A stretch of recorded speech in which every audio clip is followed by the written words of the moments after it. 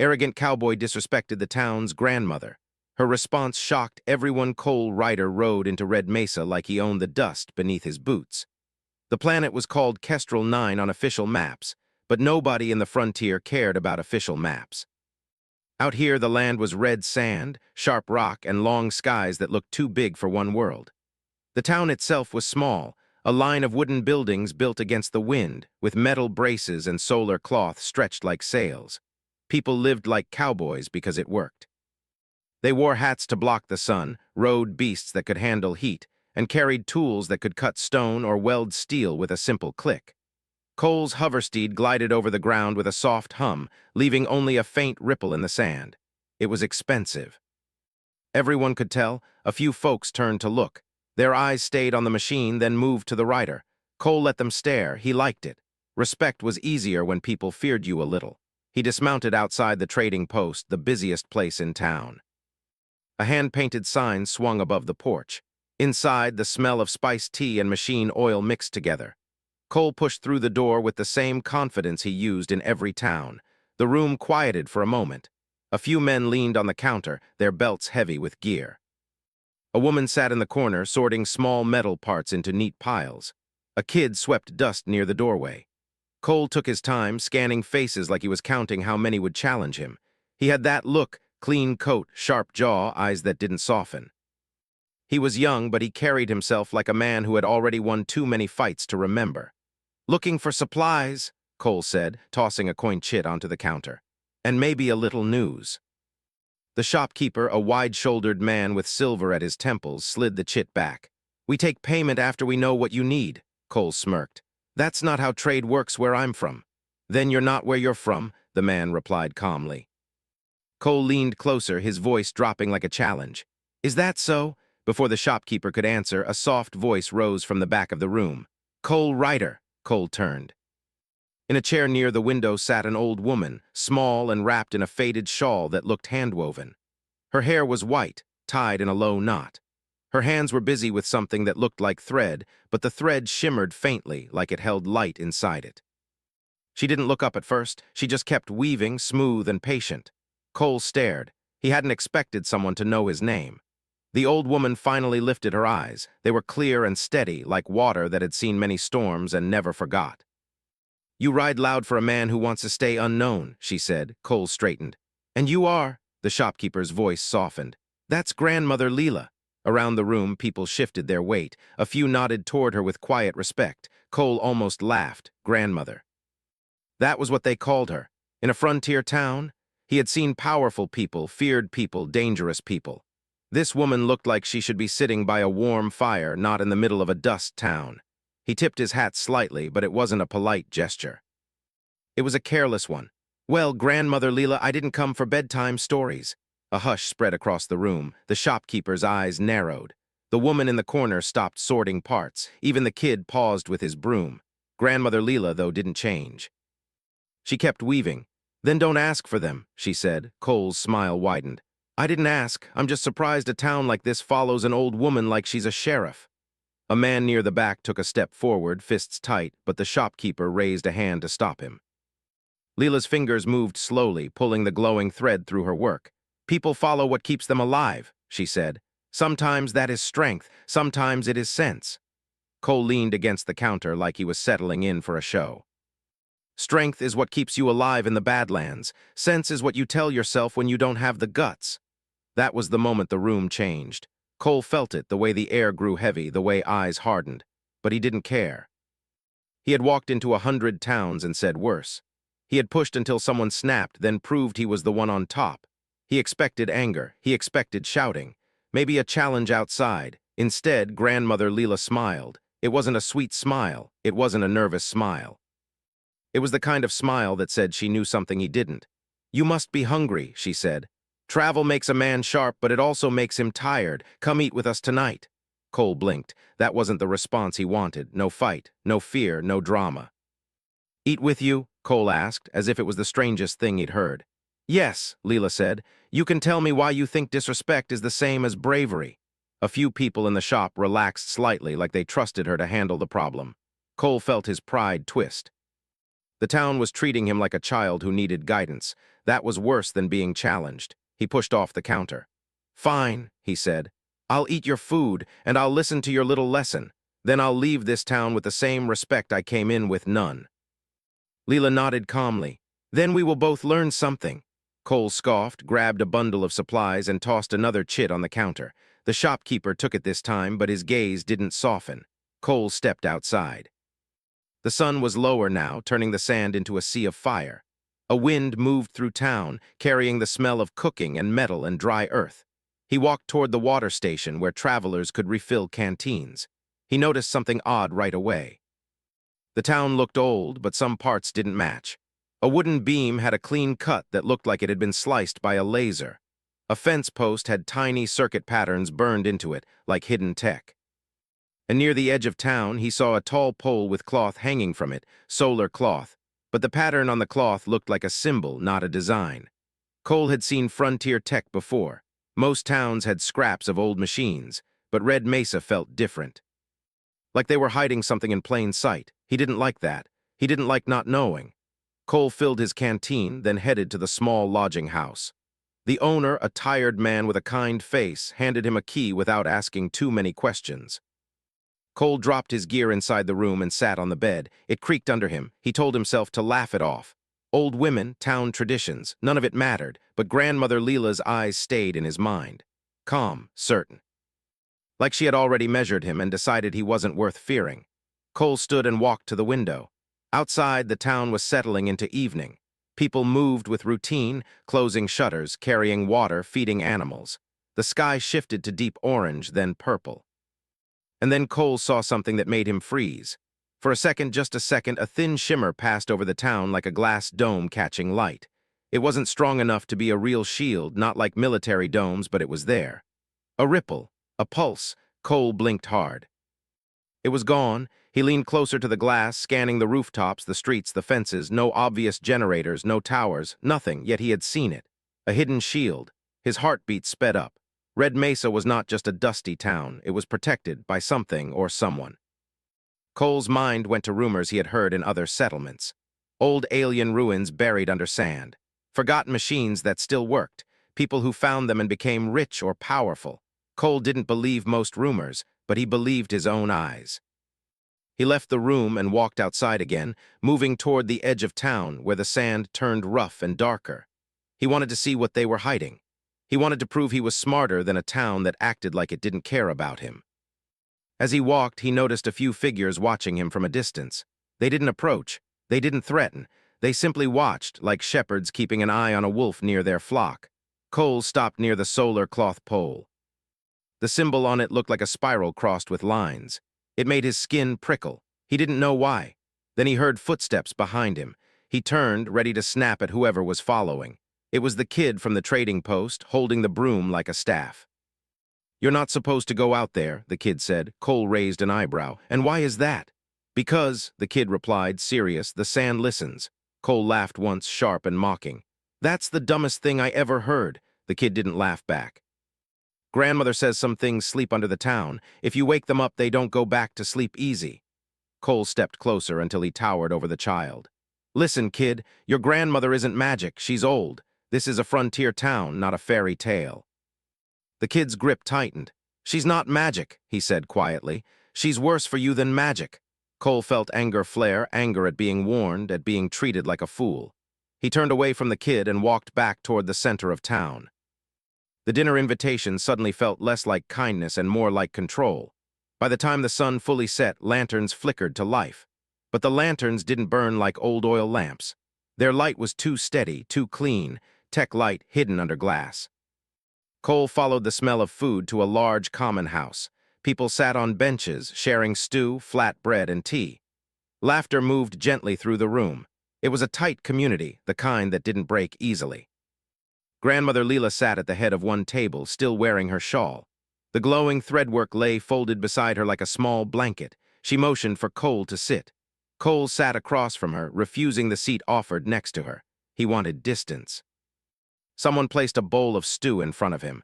Cole ate because he was hungry, but he didn't relax. Leela watched him eat with the patience of someone who had waited for bigger things than a meal. After a few minutes, she said, "You carry anger like a weapon." Cole swallowed and wiped his mouth. I carry what keeps people from trying me. And does it keep you safe? She asked. Cole stared at her. It keeps me respected. Leela tilted her head slightly. Respect given out of fear is not respect, she said. It is only silence. Cole felt heat rise in his neck. He wanted to throw the bowl to stand up to prove he didn't care what this old woman thought. But the room was watching, not with hostility, with curiosity, like they were waiting to see what kind of man he truly was. Cole forced a smile. You invited me here to lecture me. I invited you here, Leela said gently, because you spoke like a man who has never been truly alone. Cole's smile faded. His fingers tightened around the spoon. Leela continued, her voice calm. Out here, pride can kill a person faster than hunger. A man can win 10 fights and still lose the war of his own life. Cole leaned forward, eyes sharp. I'm not here for lessons. I'm here for supplies, maybe work, maybe a challenge. Leela's eyes did not move. Then you may get what you came for, she said. But first you will see what this town protects. At that moment, a low sound rolled under the floor like a distant hum, deep and steady. The lanterns flickered once. The air felt charged like before a storm. People around the room paused. Nobody panicked, but everyone listened. Cole's stomach tightened. What is that? He demanded. Leela placed her hand flat on the table. The hum softened as if it recognized her touch. The town's heart, she said, and it hears more than you think. Cole pushed back his chair slightly, ready to stand. What kind of trick is this? Leela looked at him with that same calm certainty. Not a trick, she said. A warning. Outside, in the night sky, a strange pale light moved behind the clouds, slow, silent, like a watchful eye drifting over Red Mesa. Cole followed the others to the doorway, staring upward. The town's shield shimmered again, clearer this time, like a thin curtain of glass wrapping the buildings. Cole's breath caught. He had seen shields. He had seen war tech. But he had never seen a town hide one so perfectly, running silently like it was alive. Grandmother Leela stood beside him, her shawl moving in the wind. You disrespected me today, she said softly, not as an accusation, but as a fact. That is your choice. Cole swallowed, still staring at the sky. And what's your response supposed to be? He asked, trying to sound fearless. Leela turned her eyes to him. My response, she said, is to let you stay long enough to understand what you just walked into. The pale light above shifted, and for a second Cole thought he saw a shape inside it, something not human, something ancient. Then it vanished behind the clouds. The hum under the town deepened again, like a sleeping giant breathing. Cole stood very still, his pride suddenly feeling small against the wide, strange night. And for the first time since he rode into Red Mesa, he realized something simple and terrifying. Grandmother Leela was not afraid of him at all. And whatever protected this town might not be afraid of him either. The night after the strange light appeared above Red Mesa, Cole Ryder could not sleep. The small room in the lodging house felt too quiet. Outside, the wind moved across the desert like a whisper, carrying sand against the walls. Cole sat on the edge of his bed, replaying what he had seen, the shimmering shield, the deep humming beneath the town, and Grandmother Leela's calm voice. Nothing about this place made sense. He had traveled across many frontier worlds. Every town had secrets, but Red Mesa felt different. It felt alive. Cole finally stood and walked outside. The sky was dark, filled with stars that looked sharper than knives. Lanterns glowed softly along the street, lighting paths between buildings. He noticed something else. People were awake, not many, but enough. Some stood on rooftops, watching the horizon. Others checked strange metal posts placed at the edges of town. Guards. But they didn't carry heavy weapons. Instead, they carried small devices that blinked with faint blue light. Cole leaned against a wooden post and watched quietly. Couldn't sleep? A voice asked behind him. He turned. It was Grandmother Leela. She moved slowly but steadily, her shawl wrapped tight against the cold desert wind. In her hands, she held the same glowing thread from before. Cole crossed his arms. Your town hums like a machine. Hard to sleep with that. It hums because it breathes, she said. Cole shook his head. Machines don't breathe, she gave a small smile. Some do. Cole studied her carefully. That shield, that wasn't normal frontier tech. No, she said simply. You hiding military gear, alien ruins, something else, he pressed. Leela didn't answer right away. Instead, she began walking toward the edge of town. After a moment, Cole followed. They walked past homes made from wood and metal, past small gardens protected by energy fences, past a stable where mechanical saddles hung beside traditional leather ones. "You think strength is loud," Leela said as they walked, "but true strength is often quiet." Cole rolled his eyes. "You keep saying things like that doesn't mean I believe them." "That is fine," she replied calmly. "Belief comes after seeing." They reached the outer boundary of Red Mesa. The sand here looked darker, almost burned. Leela stopped near a tall stone marker carved with the same spiral symbol Cole had seen earlier. She placed her hand against it. The ground beneath them vibrated softly. Cole stepped back instinctively. A thin line of light spread outward across the sand, forming a faint circle around the town. The shield shimmered briefly again, stronger this time. Cole stared. "What is this?" "The town's protector," she said. "That doesn't explain anything." She looked at him. Long ago, this world was home to a civilization far older than ours. They created machines that understood balance, machines that protected rather than destroyed. When they vanished, most people tried to use the technology as weapons. They failed. "And you succeeded?" Cole asked. "We learned to listen instead of control," she answered. Cole scoffed, but inside he felt a strange unease. "So this thing protects the town," he said. "Then why hide it?" "Because power attracts those who want to take it." As if summoned by her words, a distant sound echoed through the desert, engines low and heavy. Cole turned toward the horizon. Faint lights moved across the sand far away, vehicles. Leela's eyes narrowed slightly. "They have returned." "Who?" Cole asked. "Raiders," she said quietly. "They search for what lies beneath Red Mesa." Cole felt excitement spark inside him. Finally, something clear, something he understood. "Then we stop them," he said confidently. "I can handle raiders." Leela looked at him with gentle patience. "You may help," she said, "but you will not rush blindly," Cole smirked. "Blind rushing is how you win fights." "And how you lose wars," she replied. The next morning the town prepared calmly, no panic, no shouting. People moved with purpose. Children carried water. Elders checked equipment. Riders prepared hover steeds. Cole watched, confused. No one treated the approaching threat like a reason for fear. He approached a group setting up small devices along the road. "What are these?" he asked. "A warning grid," one man replied. "It slows vehicles without harming riders." Cole frowned. "Why not just blast them?" The man shrugged. "Because not everyone who comes is an enemy forever." Cole shook his head. These people fought differently. Later, he spotted Leela sitting beneath a shaded awning, weaving again. "You're not preparing?" he asked. She smiled faintly. "I am." He followed her gaze to the glowing thread. It pulsed gently, reacting to the distant hum beneath the ground. "What does that do?" he asked. "It reminds the machine who we are," she said. Cole didn't understand, but he didn't argue. When the raiders finally arrived, dust rose behind their vehicles like a storm. They were heavily armed, wearing armored suits and carrying advanced weapons.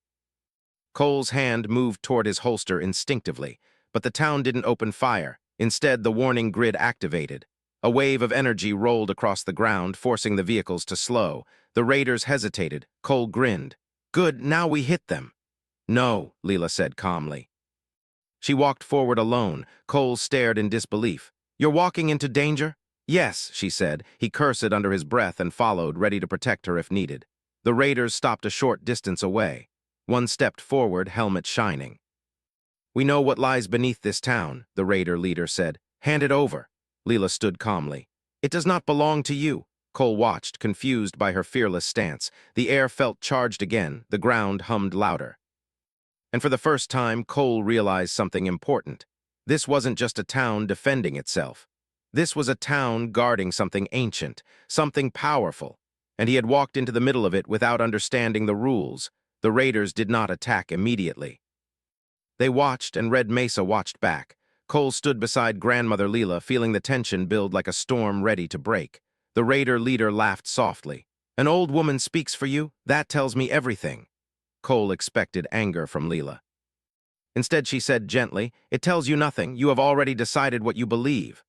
The raider raised a weapon slightly. Cole's instinct screamed at him to draw first, to strike fast, to prove strength. His hand moved toward his holster. Leela's voice stopped him. "Not yet," he hesitated. Every lesson he had learned told him to act, but something in her tone made him pause. The ground vibrated again. Suddenly, a faint energy barrier rose between the town and the raiders, transparent but strong. The raiders fired. Their shots struck the barrier and faded like sparks in rain. Cole's eyes widened. That shield, it reacts automatically. It responds to intention, Leela said. What does that even mean? It protects when protection is needed, she replied calmly. The raiders tried again, firing stronger blasts. The shield absorbed the impact without breaking. Frustration spread among them. Cole felt excitement building. They can't break through, let's counterattack. Leela shook her head. Violence invites more violence. They attacked first, and yet they have not crossed the line, she said. Cole didn't understand. To him, a fight was simple, you win or lose. But Red Mesa played by different rules. The raiders regrouped, preparing heavier equipment. Leela turned to Cole. You want to prove strength? She asked. Always, he replied. Then learn patience, she said. Before he could answer, she walked forward again, raising one hand. The humming beneath the town deepened. The sand shifted slightly, forming small ridges like waves. Cole felt a strange calm spread through the air. The raider leader lowered his weapon slowly, confusion on his face. What are you doing? He demanded. Showing you that force is not the only language, Leela replied. Cole watched carefully. She wasn't threatening. She wasn't pleading, she was simply standing, and somehow that felt stronger than any weapon. The raiders hesitated longer than expected. Finally, their leader spoke again. We will return with more, Leela nodded gently. Perhaps, but you will return wiser. The raiders backed away, engines roaring as they turned and disappeared into the desert. Cole stared after them, stunned. That's it, he said. You just let them go. They chose to leave, she said. You could have destroyed them. Yes, she admitted softly. But destruction is easy, change is harder. Cole felt frustration rise. You're too soft. Leela looked at him kindly. And you are too hard, somewhere between us is balance. He wanted to argue, but he couldn't ignore what he had just seen. No duel, no bloodshed. Yet the town remained safe. Later, as the sun began to set, Cole sat alone near the edge of town, thinking. For the first time in years, he questioned his own way. Maybe strength wasn't just about winning fights. Maybe real power was knowing when not to fight. Behind him, Leela watched quietly, a small smile on her face, because the lesson had already begun. The desert grew quiet after the raiders left, but the silence did not feel peaceful. Cole Ryder stood at the edge of Red Mesa, watching the horizon long after the enemy vehicles disappeared. The wind brushed across the sand, carrying faint echoes of engines that slowly faded into nothing. Behind him, the town returned to its routine. People repaired small damages, children laughed again, and lanterns lit one by one as evening approached. Everything felt normal, too normal. Cole crossed his arms, restless. They will come back, he said without turning. Yes, Grandmother Leela replied calmly from behind him. They will. Cole glanced at her. She walked slowly, her steps steady despite her age. The fading sunlight painted long shadows across the sand. You're not worried? He asked. I am aware, she said gently. Worry is different, Cole sighed. Where I come from, when enemies threaten you, you prepare for war. And here, she said, we prepare for survival. He didn't answer. Something inside him felt unsettled. For years, he believed strength meant facing danger head-on, proving dominance, winning fights quickly. But Red Mesa had defended itself without arrogance, without fear, and without unnecessary harm. He didn't know how to feel about that. That night, the town gathered again in the common house. Food was served, voices filled the air, and music played softly from an old instrument modified with small glowing strings. Cole sat quietly at the edge of the room. Normally, he would dominate conversations, tell stories of duels, laugh loudly, make sure everyone knew who he was. Tonight he listened instead. He noticed how people spoke to Grandmother Leela not with fear but with deep trust. A young woman approached her with a broken tool. Leela fixed it calmly. A boy sat beside her and asked a question about the stars. She answered patiently. No one treated her like a ruler, yet everyone looked toward her when decisions were needed. Cole realized something important. Respect had not been forced here. It had been earned. Later, Leela motioned for him to walk with her. They stepped outside into the cool night air. The sky stretched wide above them, filled with endless stars. You are quieter today, she said. Cole shrugged. Thinking.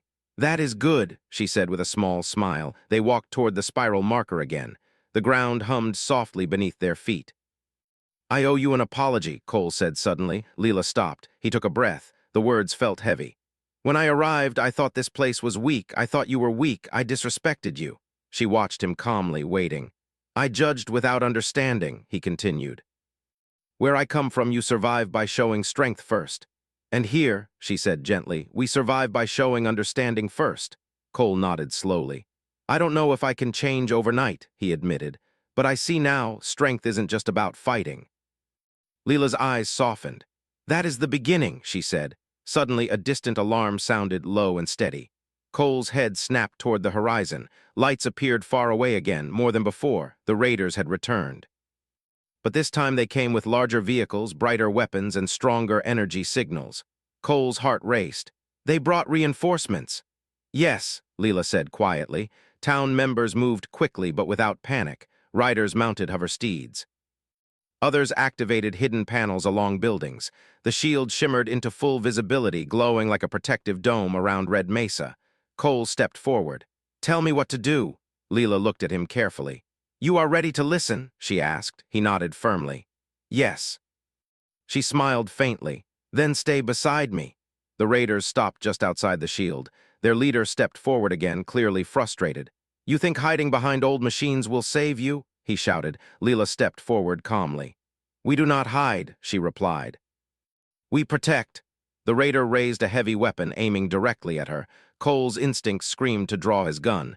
His hand moved, then stopped. He remembered her words, patience, trust. He stayed still. The raider fired. The blast struck the shield and spread across it like ripples on water. The energy dome held strong. More shots followed. The ground shook slightly, but the barrier did not break. Cole realized something incredible. The shield wasn't just blocking attacks, it was absorbing aggression and transforming it into calm light that flowed through the spiral marker. The machine responded to intention. Just like Leela said, the raiders grew frustrated. Their attacks became wild and unfocused. Finally, the shield released a pulse not destructive but powerful enough to disable their engines. Vehicles shut down, weapons powered off, silence filled the desert. The raider leader stared in disbelief. You could have destroyed us, he said. Leela nodded. Yes. Then why didn't you? Because survival does not require cruelty, she answered. The raiders exchanged uneasy glances. Slowly, they began retreating on foot, dragging their disabled equipment away from Red Mesa. Cole watched them go, amazed. No victory shouts, no celebration. Only quiet relief. After the danger passed, the town returned to normal again. Cole stood beside Leela near the spiral marker. That was your response? He asked softly. Not revenge, not punishment, she nodded. My response, she said, was to teach. Even to those who disrespect or threaten. Cole lowered his head slightly. I expected anger from you, he admitted. Anger is easy, she said. Understanding is harder. She reached into her shawl and pulled out a small woven charm made from glowing thread. She handed it to him. For balance, she said. Cole held it carefully. It felt warm, alive somehow. I don't deserve this, he said.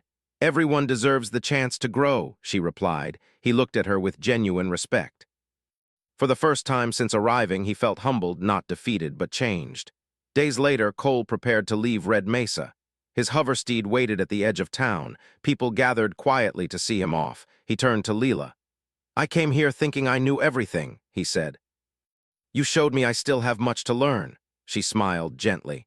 Learning never ends. He nodded. Mounting his steed, he looked back once more at the town protected by wisdom rather than pride. As he rode into the desert, the wind carried sand behind him like a fading memory. He was still a cowboy, still strong, but no longer arrogant. And far away inside Red Mesa, Grandmother Leela continued weaving glowing threads, shaping the future quietly, one lesson at a time. The town's grandmother had responded not with anger, but with transformation. And that response shocked everyone, especially the man who needed it most.